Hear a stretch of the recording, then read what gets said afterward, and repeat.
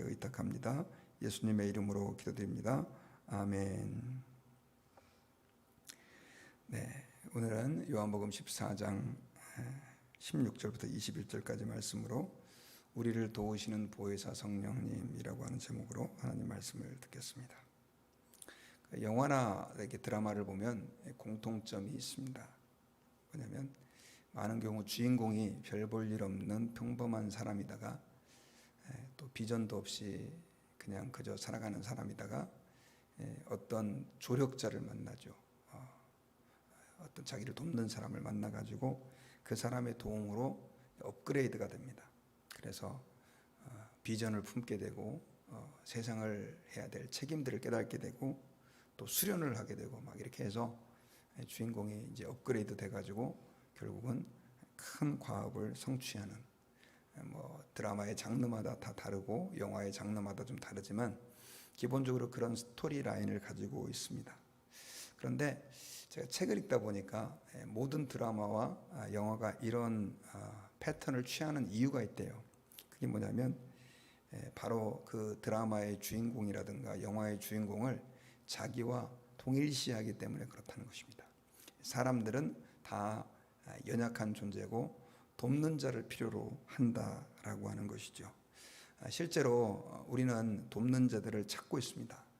직장에서도 그렇고 가정에서도 그렇고 세상의 삶이 그렇게 만만치가 않습니다.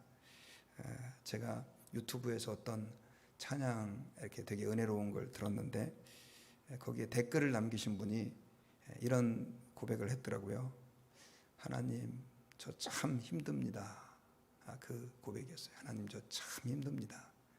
그 말 안에 이 찬양이 너무나 위로가 됩니다. 그런 내용이었는데 그 참 힘듭니다라고 하는 그 말 하나에 얼마나 많은 메시지가 담겨져 있는지를 저는 어느 정도 감을 좀 잡을 수 있었어요.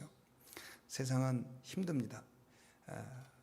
재미있고 또 감사한 일들도 많지만 본질적으로 우리는 힘든 세상에서 살아가고 있는데 문제는 우리를 도와줄 만한 사람이 잠깐 왔다가 나타나 없어지기도 하고 때로는 그렇게 만족스럽게 우리를 돕는 사람이 없다는 것이죠. 그런데 성경에서는요, 우리를 돕는 조력자가 계신다. 그분이 바로 보혜사 성령님이다. 이렇게 말씀을 하고 있어요. 오늘 본문에서는 예수님께서 그 내용을 아주 구체적으로 말씀을 해주고 있는데요.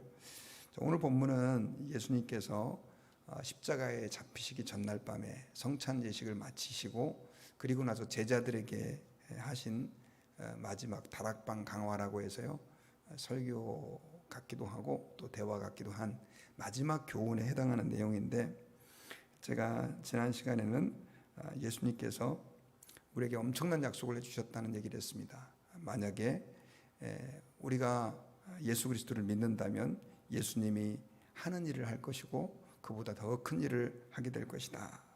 무엇이든지 내가 내 이름으로 구하면 응답할 것이다. 그런 약속을 주님이 주셨다고 했습니다. 그런데 예수님이 그 약속을 주시면서 조건을 하나 내걸었습니다. 그게 바로 뭐냐면 14절의 말씀인데 15절에 너희가 나를 사랑하면 나의 계명을 지켜야 된다. 계명을 지킬 때 주님이 우리를 통해서 역사하는 거죠. 하나님 말씀대로 살아갈 때 주님이 우리를 통해서 일할 수 있다는 것입니다. 그러면서 오늘 본문에서 이제 16절에 보면 내가 아버지께 구하겠으니 그가 또 다른 보혜사를 너희에게 주사 영원토록 너희와 함께 있게 하리니, 보혜사에 대해서 얘기하고 있어요. 예수님의 이 말씀이 다 이렇게 구분되어서 떨어져 있는 것 같지만 사실 같은 맥락에서 연결이 되는 말씀입니다. 너희가 나를 믿으면 내가 한 일도 행할 것이고 또 나보다 더 큰 일도 행할 것이다. 그러니까 기도해라. 그 대신 조건이 있다. 너희가 내 계명을 지켜야 된다. 그런데 예수님께서 이 말씀을 하시고 계명을 지키라는 얘기를 하시고 바로 보혜사를 말씀하신 것은 사실 여기서의 보혜사는 성령님을 얘기하는 것입니다. 보혜사라고 하는 말은 우리말로 이제 돕는 자라고 하는 뜻인데 그 원문에 보면 파라클레이토스라고 하는 헬라어 단어가 쓰였어요. 조금 더 직접적으로 이 보혜사를 해석하면 돕기 위해 부름을 받은 자다, 이런 뜻입니다. 보혜사가. 그러니까 이 보혜사는 돕기 위해 부름을 받은 분, 누구를 얘기하느냐? 성령님을 얘기하는 것입니다. 특별히 이 보혜사라고 하는 단어는 그래서 이 영어 성경이라 다른 번역을 보면 돕는 자 혹은 위로자 혹은 중재자 이렇게 번역이 되어 있어요. 근데 예수님께서 성령님을 얘기하면서 보혜사다라고 하는 표현을 쓴 것은 돕는 분이다. 그분이 너희들을 도와준다. 사실은 예수님도 보혜사세요. 예수님도 보혜사신데 이제는 예수님께서 곧 십자가에서 죽으시고 승천하셔서 그들을 떠나가실 것이기 때문에 예수님은 또 다른 보혜사를 보낼 것이다라고 성령님에 대한 약속을 그들에게 말씀을 해주고 있는데, 특별히 성령님에 대해서 성령을 보내주실 텐데 라고 하는 표현을 사용하지 않고 보혜사라고 하는 표현을 사용하셨던 이유는 바로 내가 너희들을 떠나는 것으로 인해서 너희들이 너무 걱정하거나 두려워하지 말아라. 성령님이 너희를 도와주실 것이다. 이런 얘기를 지금 예수님께서 간접적으로 제자들에게 해주고 있는 것입니다. 돕는 분이 계시다는 거죠. 돕는 분이. 실제로 이 제자들은 그 뒤에 50일 뒤죠. 오순절날 마가의 다락방에서 기도하다가 모두가 다 성령의 충만함을 받고 그들이 하나님의 능력과 권능을 받고 함께 하시는 성령님을 통해서 많은 일을 이루시고 또 예수님께서 행하신 일뿐 아니라 그보다 더 큰 일도 예수님이 약속 말씀대로 행한 것을 우리는 성경을 통해서 알고 있습니다. 자, 그렇다고 한다면 예수님이 말씀하신 그 보혜사 성령님은 어떤 분이냐? 17절에 보면 조금 더 구체적으로 나옵니다. 17절 읽어볼까요? 시작. 그는 진리의 영이라 세상은 능히 그를 받지 못하나니 이는 그를 보지도 못하고 알지도 못함이라. 그러나 너희는 그를 아나니 그는 너희와 함께 거하시며 또 너희 속에 계시겠음이라. 자, 성령님을 진리의 영이다라고 얘기를 하고 있습니다. 진리의 영. 진리의 영이시다. 세상은 그를 받지 못한다. 보지도 못하고 알지도 못한다. 그런데 너희들은 그를 알고 또 너희들은 그를 알고 있다. 뭐 이렇게 표현하고 있죠. 그런데 사실 제자들은 아직 성령을 예수님께서 약속하신 성령을 받지 않았죠. 그런데도 불구하고 이렇게 주님이 지금 말씀하신 것은 성령의 임재가 너무 확실하니까 그렇게 지금 주님이 미래를 보시면서 예언을 해두신 거예요. 그러면서 또 하신 말씀이 그는 너희와 함께 거하시고 너희 속에 계실 것이다. 그는 진리의 영이다. 이런 얘기를 하죠. 사실 예수님께서 지금 성령님을 진리의 영이다, 보혜사다 이렇게 말씀하신 것은 내 계명을 지키라라고 하는 말과도 굉장히 깊은 관계가 있습니다.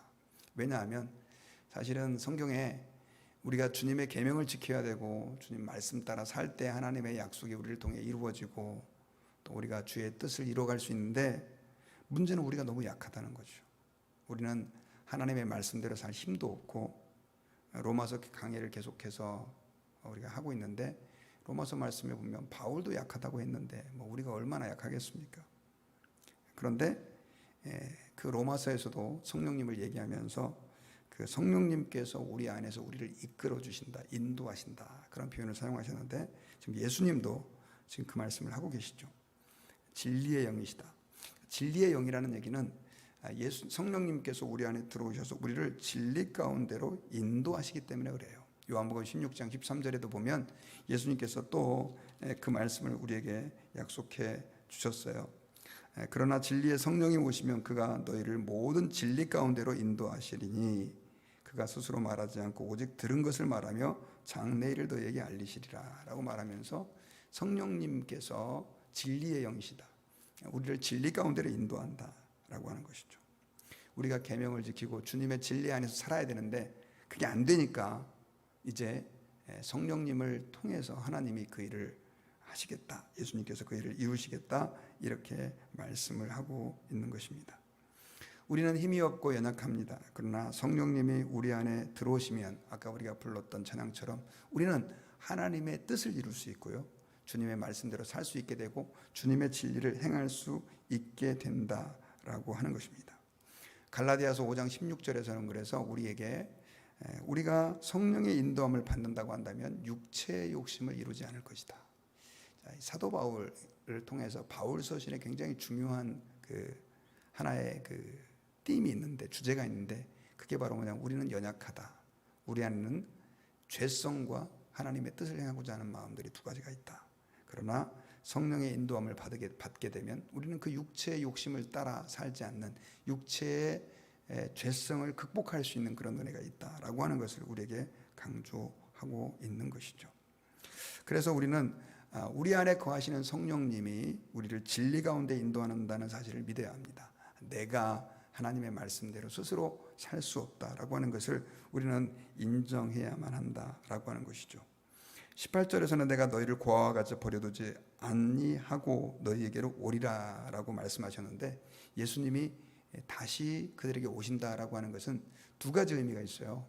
예수님이 다시 이제 세상 마지막 날에 재림한다는 것도 있지만, 성령님이 우리에게 오시는 것도 의미합니다. 왜냐하면 성령님이 오시잖아요. 그러면 성령님은 아버지의 영이시고 예수 그리스도의 영이시기 때문에 그 성령님이 우리 안에 들어오시는 것이 곧 예수님이 우리 안에 들어오시는 것과 같기 때문에 그렇습니다. 삼위일체를 우리가 이해할 때 사실 예수님이 성령님은 아닙니다. 그러나 성령님은 예수님의 영이고, 성령님이 예수님 안에, 예수님이 성령님 안에 거하시고, 또 예수님이 아버지 안에, 아버지께서 예수님 안에 거하시는 원리와 같은 것이죠. 지금 예수님께서 그 말씀을 하고 계시는 거예요. 그래서 20절에도 보면 그날에는 내가 아버지 안에, 너희가 내 안에, 내가 너희 안에 있는 것을 너희가 알게 될 것이다 라고 말하면서 성령님이 오시게 되었을 때 어떻게 예수님이 우리 안에 거하시는지를 그들이 확실하게 알 수 있겠죠.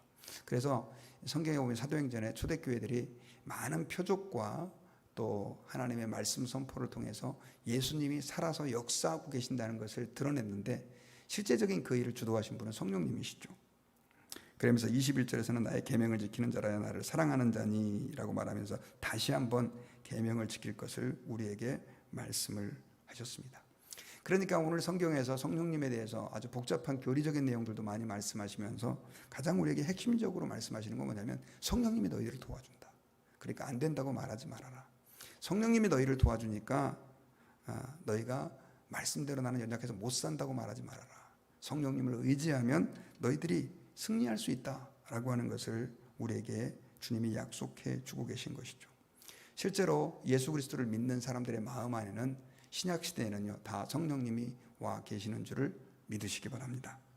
성령님이 우리 안에 계세요.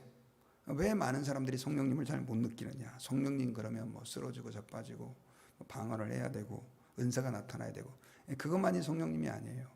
사실 우리 한국 교회에 지금까지 지나간 역사를 보면 1970년대, 80년대 부흥운동을 통해서 엄청난 성령운동이 있었거든요. 그런데 그 성령운동의 좋은 점은 성령님의 역사를 많이 강조했지만, 많은 분들이, 목회자들이 성령님을 어떤 은사라든가 능력이라든가 병고침이라든가 이런 쪽으로만 해석했기 때문에 그렇습니다. 하지만 성경에서 말하고 있는 그 은사라든가 그런 능력은 성령님이 임재하심으로, 충만하게 나타나심으로 나타난 결과를 얘기하는 거예요. 오늘 본문에도 보면 예수님께서 성령님에 대해서 얘기하고 있는데, 그 성령님은 사실 더 중요한 것이 우리와 함께 계셔서 우리를 진리 가운데로 인도한다는 것이죠.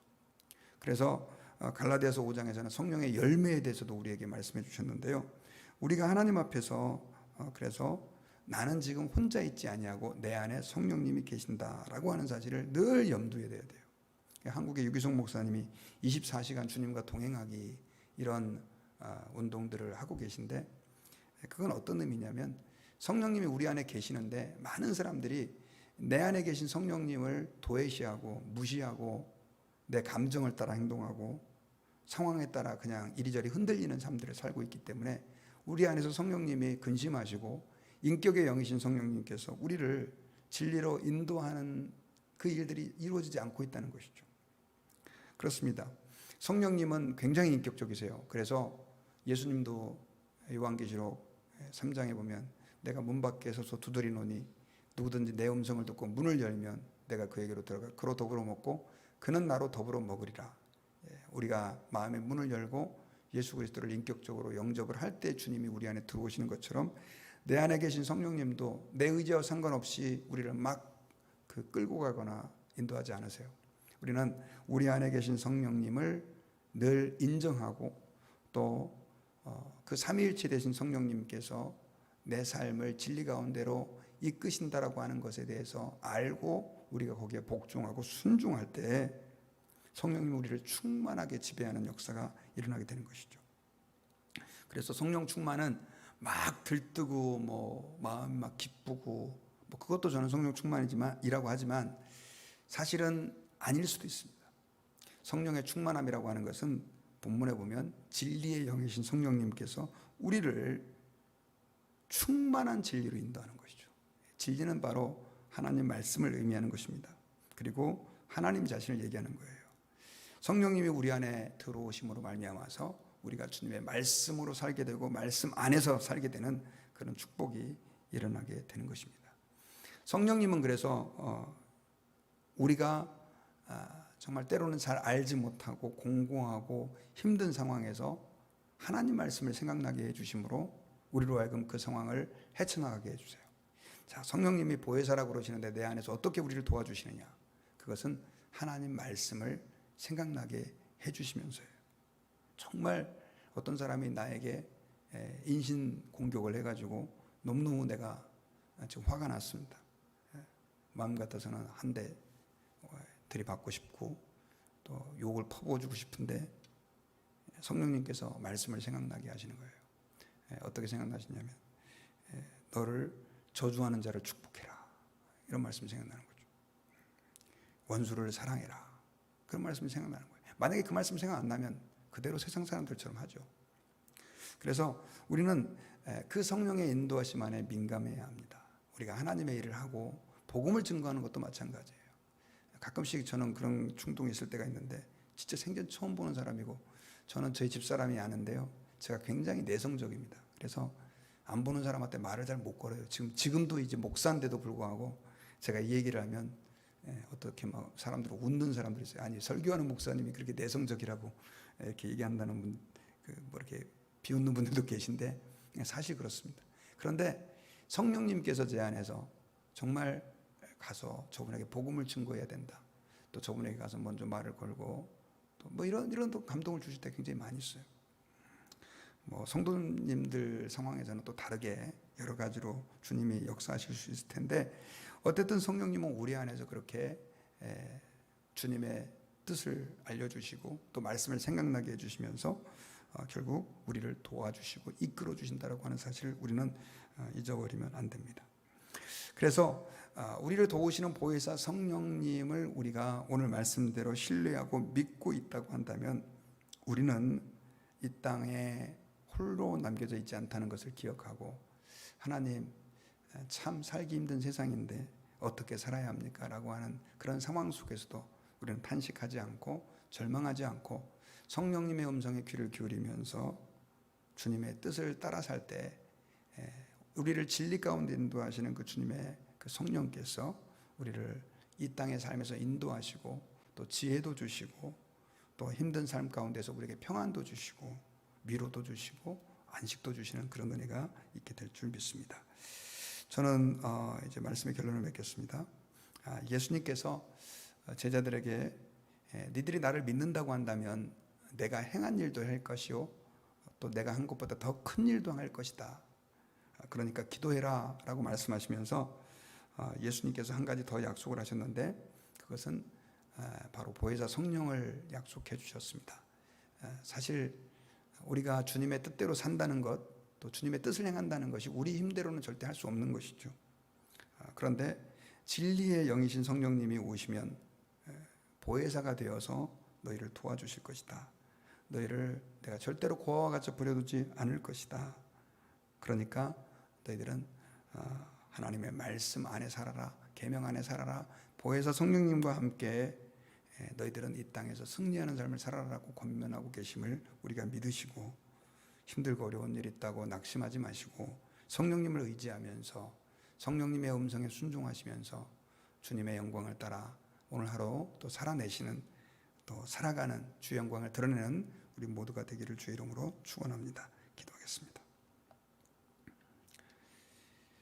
하나님 고맙습니다. 오늘 말씀을 통해서 우리를 도우시는 보혜사 성령님이 어떤 분이고 어떻게 일하시는지 오늘 말씀을 통해서 깨달을 수 있도록 은혜 주심을 감사합니다.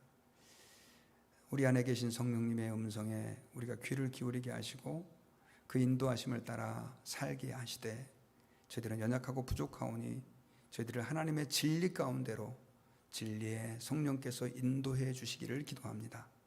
힘들고 고통스러운 분들이 많습니다. 하나님, 고아와 같이 너희를 버려두지 않겠다고 말씀해 주신 주님의 약속의 말씀이 이미 이루어져서 이제는 성령님이 우리 안에 계심을 감사합니다. 고통받는 성도들 낙심하지 않게 하시고 우리 안에 계신 성령님의 인도하심으로 잘 극복하며 승리할 수 있도록 은혜를 내려 주시옵소서. 예수님의 이름으로 기도드리옵나이다. 아멘. 우리 주기도문으로